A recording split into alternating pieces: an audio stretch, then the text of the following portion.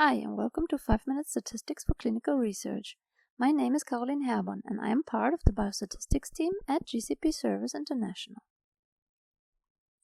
To analyze clinical data appropriately, it is of importance to know what is the distribution that the data follows. Only with that information, the correct statistical analysis can be chosen and applied. And only then reliable and correct results will be the outcome, on which so many important decisions are based in clinical research. The uniform distribution is probably the simplest of all probability distributions.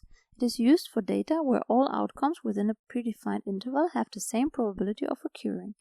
The only parameters of this distribution are the minimum and maximum value of this interval. Some uniform distributions are continuous. Even though there is an infinite number of outcomes within the range of these, they all have an equal probability of occurring. But let's look at an example for a discrete uniform distribution.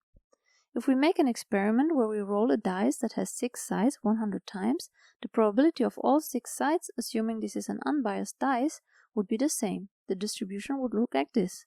The outcome possibilities would be 1 to 6. The probability is 1/6 for all outcome possibilities equally. If now in comparison we do the same experiment just with a dice that has 10 sides, the probability distribution would look like the following. The outcome possibilities are 1 to 10. The probability is lower now for each outcome since the overall probability of 1 is divided in 10 outcome possibilities instead of 6 like before. The uniform distribution can be plotted as one straight horizontal line if the data is continuous. In case of discrete data, it can be plotted as a bar graph where it consists of bars that all show the same height for all potential outcomes. Therefore, it is also called the rectangular distribution. Since the overall probability sums to 1, the height of the bars decreases with increasing interval range. Then the height of the bars is always 1 divided by the number of possible outcomes. Since the outcome of the experiment is always 1 out of the given distribution, the real distributions show not perfectly equally high bars as shown before. Probabilities are distributed around the expected probability.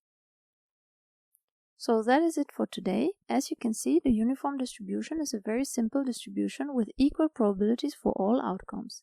It can be used under careful consideration, for example for categorical data. Also, it can be used as the aid distribution for several other distributions. If there are any additional questions, our team of statisticians is happy to help you out. Leave us a message at statistics@gcp-service.com or leave a comment below. If you are significantly satisfied with the content, make sure to subscribe to not miss the next video.